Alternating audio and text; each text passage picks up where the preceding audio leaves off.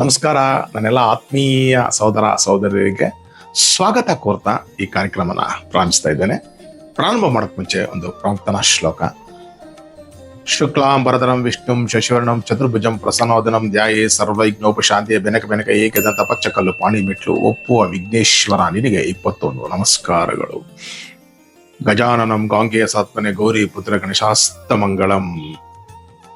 ನಾರಾಯಣಂ ನಮಸ್ಕೃತ್ಯಂ ನರಂಚೇವ ನರೋತ್ತಮಂ ದೇವಿ ಸರಸ್ವತಿ ವ್ಯಾಸೋ ಚೈವ ತಥೋ ಮುದ್ರಹೇ. ಶ್ರೀ ಗುರುಭ್ಯೋ ನಮಃ. ಶ್ರೀ ಮಾತ್ರೆ.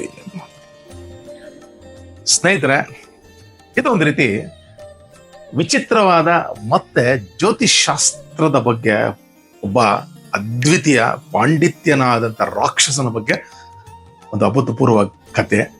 ಈ ಕಥೆಯಲ್ಲಿ ಮೂಡಿ ಬರುವಂತ ಈ ರಾಕ್ಷಸ ಒಂದು ಪಾಂಡಿತ್ಯ ಕಲ್ತ್ಕೊಂಡಿದ್ದ, ಅದು ಜ್ಯೋತಿಷಾಸ್ತ್ರದ ಪಾಂಡಿತ್ಯ. ಅದರಿಂದಾಗಿ ಅವನು ಯುದ್ಧಕ್ಕೆ ಹೋಗುವಾಗ ಅವನೇ ಸ್ವತಃ ಮುಹೂರ್ತ ಇಟ್ಕೊಂಡು ದೇವತೆಗಳನ್ನ ಜಯಿಸ್ತಿದ್ದ. ಹಾಗಾಗಿ ಇವನ್ನ ಜಯಿಸೋದಕ್ಕೆ ಬಹಳ ಕಷ್ಟ ಇತ್ತು. ಕೊನೆಗೆ ಭಗವಂತನ ಮೊರೆ ಹೋದ್ರು. ಆ ಭಗವಂತ ಇವನ್ನ ಸಂಹಾರ ಮಾಡಿದ್ನ. ಆದ್ರೂ ಭಗವಂತ ಕೆಲವೊಂದು ಶಕ್ತಿಗಳನ್ನ ತಗೊಂಡ.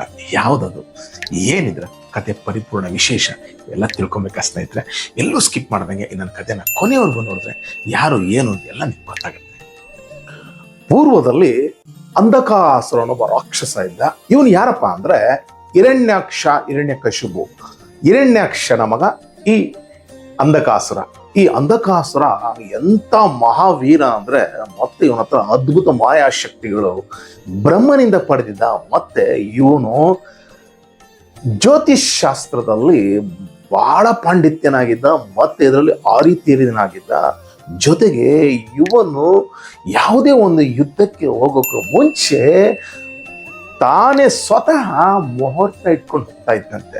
ಹೋದಾಗ ನಿಶ್ಚಯವಾಗಿ ಜಯಿಸ್ಕೊಂಡ್ಬರೋನಂತೆ.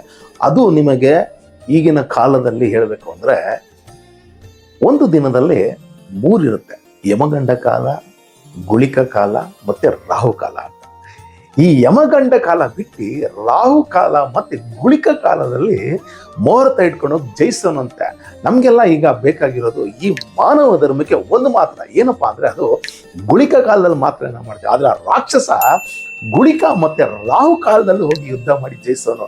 ರಾಹುಕಾಲದಲ್ಲಿ ಯಾರೇ ಯಾವುದೇ ಒಂದು ಕೆಲಸ ಮಾಡ್ತಿರ್ಲಿಲ್ಲ, ಬಹಳ ಭಯ ಬೀಳ್ತಾರೆ. ಆದ್ರೆ ರಾಹು ಅನ್ನೋನು ಯಾರು ಅಂದ್ರೆ ಸ್ವತಃ ತನ್ನ ಹತ್ತೆ ಮಗನಾಗಬೇಕು. ಯಾರು ಅಂದ್ರೆ ಪ್ರಹ್ಲಾದ ರಾಜರಿದ್ದಾರಲ್ಲ, ಪ್ರಹ್ಲಾದ ರಾಜನ ತಂಗಿ ಅಂದ್ರೆ ಇವನಿಗೂ ಸಹ ತಂಗಿ. ಹಾಗಾಗಿ ತಂಗಿ ಮಗ ಸಿಮ್ಮಿಕಾ ಮಗನೇ ರಾಹು. ಆ ರಾಹು ಸಹ ಇವ್ರಿಗೆ ಯಾವಾಗ್ಲೂ ರಾಕ್ಷಸರು ಎಷ್ಟಾದ್ರಲ್ವ, ಹಾಗಾಗಿ ಇವರಿಗೆ ಸಪೋರ್ಟ್ ಮಾಡ್ತಿದ್ದ. ಹಾಗಾಗಿ 2 ಕಾಲದಲ್ಲಿ ಇವನು ಮುಹೂರ್ತ ಇಟ್ಕೊಂಡು ಜಯಿಸ್ಕೊಂಡ್ಬಿಡ್ತಿದ್ದ. ಹೀಗೆ ಇವನು ದೇವತೆಗಳಿಗೆ ಜೊತೆ ಯುದ್ಧ ಮಾಡ್ಬೇಕು ಅಂದ್ರೆ ಅದ್ಭುತವಾದ ತಾನೇ ಸ್ವತಃ ಮುಹೂರ್ತ ಇಟ್ಕೊಂಡು ದೇವತೆಗಳಿಗೆ ಯುದ್ಧದಲ್ಲಿ ಸೋಲಿಸಿ ಪಾಲಾಯನಗಣಂಗ್ ಮಾಡ್ತಿದ್ದ. ಜೊತೆಗೆ ಅವನ ಹತ್ರ ಯುದ್ಧ ಮಾಡಕ್ಕೆ 1 ಅಲ್ಲ 2 ಅಲ್ಲ 3 ಸಲ ಅವನು ಯುದ್ಧಕ್ಕೆ ಬಂದಾದ್ರು ಇವನೇ ಮೇಲ್ಗೈ ಆಗ್ತಿದ್ದು, ಇವನೇ ಗೆಲ್ತಿದ್ದ. ಕಾರಣ ನಿಮ್ಗೆ ಹೇಳಿದ್ದೀನಿ. ಹಾಗಾಗಿ ದೇವತೆಗಳಿಗೆ ಆಲೋಚನೆ ಮಾಡಿ ಏನು ಇವನು ಅಂತ ಶಕ್ತಿ ಬಂದಾಗಲೇ ಇವ್ ನಮ್ಮ ಹತ್ರ ಗೆಲ್ತಾನಂತೆ ಆಲೋಚನೆ ಮಾಡಿ ಕೊನೆಗೆ ಬ್ರಹ್ಮನ ಹತ್ರ ಎಲ್ಲ ಹೋಗಿ ಹೋದ್ರು. ಆ ಬ್ರಹ್ಮದೇವನಿಗೆ ಕೇಳಿದ್ರು, ಬ್ರಹ್ಮದೇವ ಏನು ಗೊತ್ತಿಲ್ಲ, ಯಾಕೆ ಇಷ್ಟು ಅವಸರ ಓಡ್ ಬರ್ತಿದ್ದೀರಾ, ಏನು ನಿಮ್ಮ ಸಮಸ್ಯೆ ಅಂತ ಕೇಳಿದಾಗ ಆ ಬ್ರಹ್ಮದೇವನಿಗೆ ಹೇಳ್ತಾರೆ, ಸ್ವಾಮಿ ಅಂಧಕಾಸುರ ನಮ್ಮನ್ನು 1 ಅಲ್ಲ 2 ಅಲ್ಲ 3 ಸಲ ಬಂದ್ರು ಜಯಿಸ್ತಾ ಇದ್ದೇನೆ, ಏನಿದಕ್ಕೆ ಕಾರಣ ಏನು ಅಂದಾಗ ಆವಾಗ ಬ್ರಹ್ಮದೇವರು ಹೇಳ್ತಾರೆ, ನೋಡಪ್ಪ ಅವನು ನನ್ನನ್ನ ಅನೇಕ ವರ್ಷಗಳ ಕಾಲ ಕುತ್ಕೊಂಡು ಘೋರ ತಪಸ್ ಮಾಡಿ ವರ ಪಡೆದಿದ್ದಾನೆ. ಆ ವರ ಏನಪ್ಪಾ ಅಂದ್ರೆ ಇವನಿಗೆ ಯಾವುದೇ ಕಾರಣಕ್ಕೂ ಭೂಮಿ ಮೇಲೆ ನಿಂತು ಯುದ್ಧ ಮಾಡ್ತಿರ್ಲಿಲ್ಲ. ಇವನ ಯುದ್ಧ ಮಾಡೋ ರೀತಿ ಹೇಗೆ ಅಂದ್ರೆ ಸರಿ ಸುಮಾರು 8 ಅಡಿ ಮೇಲ್ಗಡೆ ಅವನ ರಥ ಇರೋದು, ಅದ್ರ ಮೇಲೆ ನಿಂತ್ಕೊಂಡು ಯುದ್ಧ ಮಾಡೋನು. ಹಾಗಾಗಿ ಇವನ್ನ ಜಯಿಸೋದಕ್ಕೆ ಕಷ್ಟ ಅಂತ ಹೇಳ್ತಾರೆ. ಮತ್ತೆ ಇನ್ನೊಂದು ಏನಪ್ಪಾ ಅಂದ್ರೆ ಇವನೇ ಸ್ವತಃ ಮುಹೂರ್ತ ಇಟ್ಕೊಂಡ್ಬರೋದ್ರಿಂದ ಇವನ್ನ ಜಯಿಸೋದು ಬಹಳ ಕಷ್ಟ ಆಗುತ್ತೆ ಅಂತ ಬ್ರಹ್ಮನು ಸಹ ಹೇಳಿದ್ರು. ಅವಾಗ ದೇವತೆಗಳು, ಸ್ವಾಮಿ ನೀನು ಹೊರ ಕೊಟ್ಟು ನೀನೇ ಹೇಗಂದ್ರೆ ಇದಕ್ಕೆಲ್ಲ ಒಂದು ಪರಿಹಾರ ಇದೆ, ಬನ್ನಿ ಪರಮಾತ್ಮನಾದ ಪರಶಿವನ ಬಳಿ ಹೋದ್ರೆ ಇದಕ್ಕೆ ಖಂಡಿತ ನಮಗೆ ಒಂದು ಉಪಯೋಗ ಸಿಗುತ್ತೆ ಅಂತೇಳಿ. ಹಾಗಾಗಿ ಎಲ್ಲಾ ದೇವತೆಗಳು ಪರಮಾತ್ಮನಾದ ಪರಶಿವನ ಕೈಲಾಸಕ್ಕೆ ಹೋಗ್ತಾರೆ.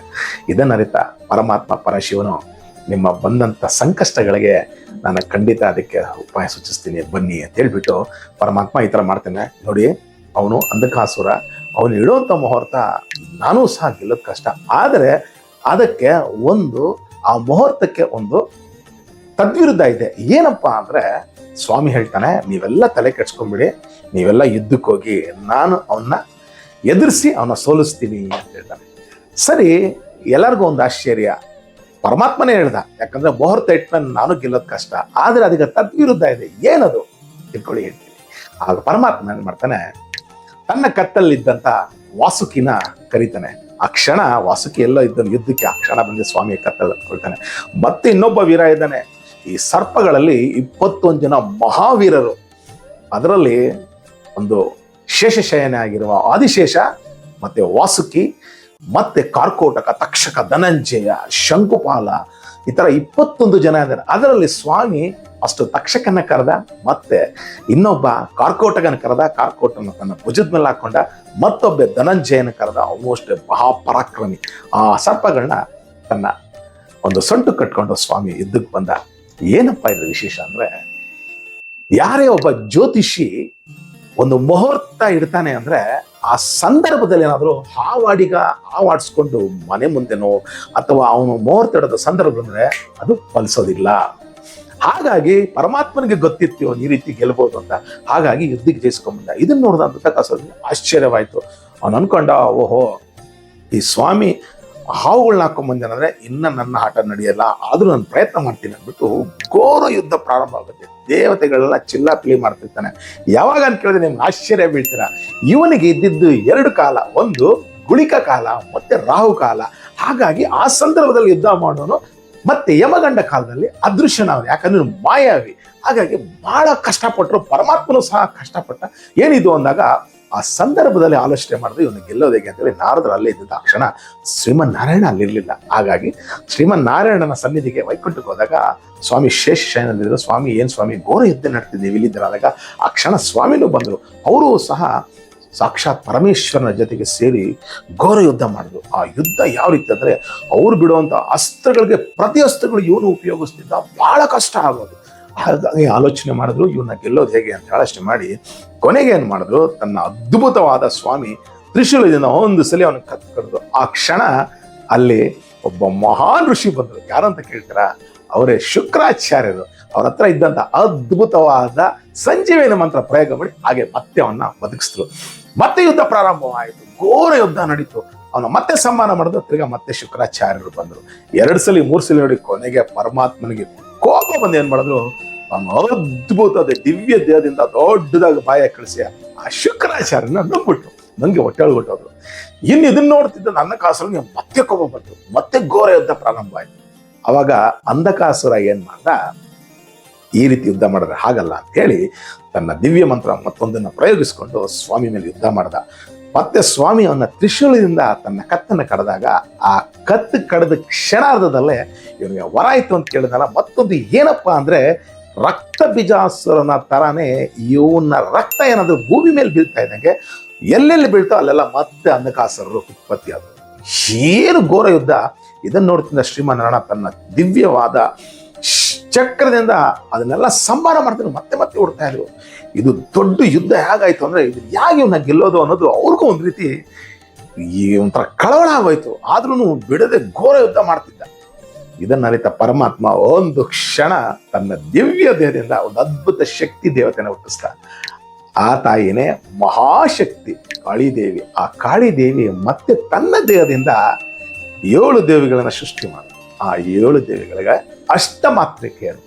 ಕಾಮ, ಕ್ರೋಧ, ಮೋಹ, ಲೋಭ, ಮದ, ಮಾಸ್ತರ್ಯ, ಈರ್ಷ್ಯೆ, ಇಷ್ಟಕ್ಕೆಲ್ಲ ಅಧಿದೇವತೆಗಳು ಆ ದೇವತೆಗಳು. ಅವರೇನೆ ಕೌಮಾರಿ, ವಾರಾಹಿ, ಬ್ರಾಹ್ಮಿ, ಸರಸ್ವತಿ ಮತ್ತೆ ವಾರಾಹಿ.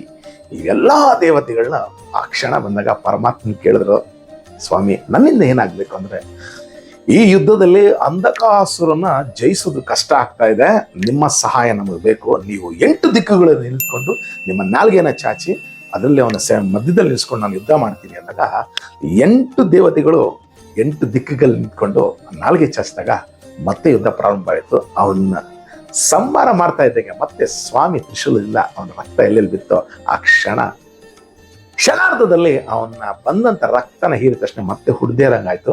ಆ ಕ್ಷಣ ಸ್ವಾಮಿ ಅವನ ತನ್ನ 3ನೇ ಕಣ್ಣನ್ನ ಪ್ರಯೋಗಿಸಿ ಆ ಕ್ಷಣ ಅವನ್ನ ಭಸ್ಮ ಮಾಡ್ದ.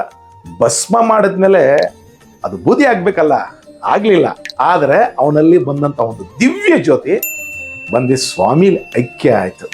ಎಲ್ಲರಿಗೂ ಆಶ್ಚರ್ಯ, ಇವನು ಸುಟ್ಟೋದವನು ಮತ್ತೆ ಸ್ವಾಮಿ ಬಳಿ ಐಕ್ಯ ಆದ್ಮೇಲೆ ಯಾರೇನು ಅಂತ ಕೇಳ್ತೀರಾ, ಇವನ್ನೇ ಭೃಂಗೀರಟಿ ಅಂತ.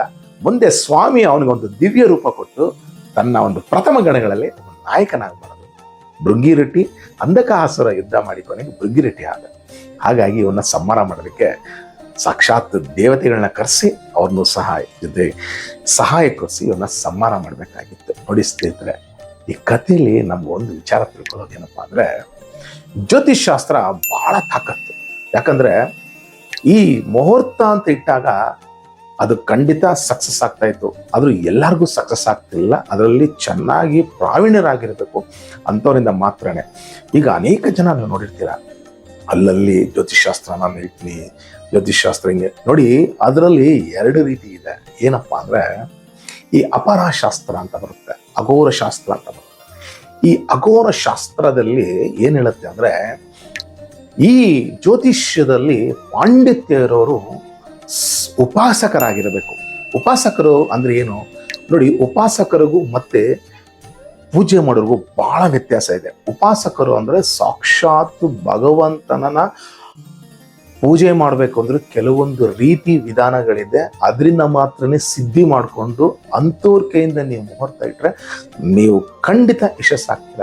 ಆ ಉಪಾಸನೆ ಕ್ರಮ ಅಷ್ಟಾಂಗ ಯೋಗಗಳು ಇದೆ, ಷಡಂಗಾಸನಗಳಂತಿದೆ, ಮತ್ತೆ ಅದರಲ್ಲಿ ಷಡ್ಯೋಪಸಾರಗಳು ಅಂತಿದೆ. ಇದನ್ನೆಲ್ಲ ಸಾಧಾರಣ ಮನುಷ್ಯ ಮಾಡೋಕ್ಕಾಗಲ್ಲ.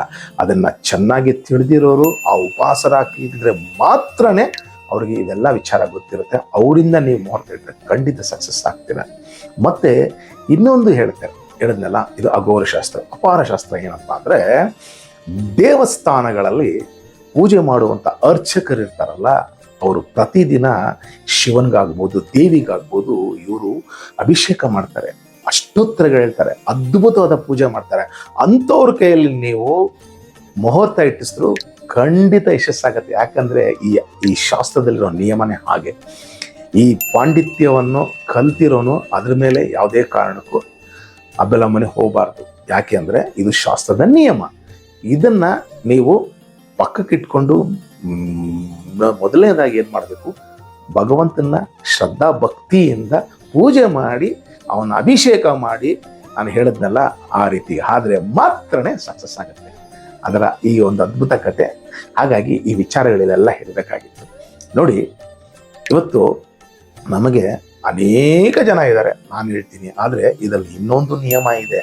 ಯಾವುದೇ ಕಾರಣಕ್ಕೂ ಶಾಸ್ತ್ರ ಕಲ್ತಿರೋನು ದುಡ್ಡನ್ನ ಆಸೆ ಪಡದೆ ಹೇಳಬೇಕು ಅಂತಿದೆ. ಆದ್ರೆ ಇವತ್ತು ಕಾಲದಲ್ಲಿ ಅವರು ಬದುಕಬೇಕಲ್ಲ. ಹಾಗಾಗಿ ಏನ್ ಮಾಡ್ತಾರೆ, ಇಂತಿಷ್ಟು ಅಂತ ಫಿಕ್ಸ್ ಮಾಡಬಾರ್ದಂತೆ. ನನಗೆ ಇಷ್ಟೇ ಕೊಟ್ಟರೆ ಹೇಳ್ತೀನಿ, ಈ ಪೂಜೆಗೆ ಇಷ್ಟು ಕೊಡಬೇಕು ಅಂತ ಹೇಳಿದ್ರೆ ಅವರು ಅದರಷ್ಟು ನರಕಕ್ಕೆ ಹೋಗಲ್ವಂತೆ. ಇದು ನಾನು ಹೇಳಿಲ್ಲ ಅಷ್ಟೇ, ಇದು ಸಾಕ್ಷಾತ್ ಅಘೋರ ಶಾಸ್ತ್ರ ಅಪಾರ ಶಾಸ್ತ್ರದಲ್ಲಿ ಇರುವಂತ ಕಥೆನೇ ನಿಮ್ಗೆ ಇವತ್ತು ಹೇಳಬೇಕಾಗಿತ್ತು. ಯಾಕಂದ್ರೆ ಈ ಕತೆ ವಾಮನ ಪುರಾಣದಲ್ಲಿ ಬರುತ್ತೆ. ನನಗೆ ಓದಿದಾಗ ಅನ್ನಿಸ್ತು, ಈ ಕಥೆನ ಯಾಕೆ ಕೊಡಬಾರದು. ಯಾಕಂದ್ರೆ ಇವತ್ತು ಅನೇಕ ಜನ ನೋಡಿ, ಈ ನನ್ನ ಕಥೆಗಳನ್ನ ಬಹಳ ಜನ ಪಂಡಿತರು ಕೇಳ್ತಿರ್ತಾರೆ, ಮತ್ತೆ ಜ್ಯೋತಿಷಿಗಳು ಕೇಳ್ತಾ ಇರ್ತಾರೆ. ಹಾಗಾಗಿ ಈ ಕಥೆನ ಇಲ್ಲಿ ಮೂಡಿಸ್ಬೇಕು ಅನಿಸ್ತು ಸ್ನೇಹಿತರೆ. ಕತೆ ಇಲ್ಲಿ ಬರುವಂತ ಅದ್ಭುತ ಪಾತ್ರ ಅಂಧಕಾಸುರ.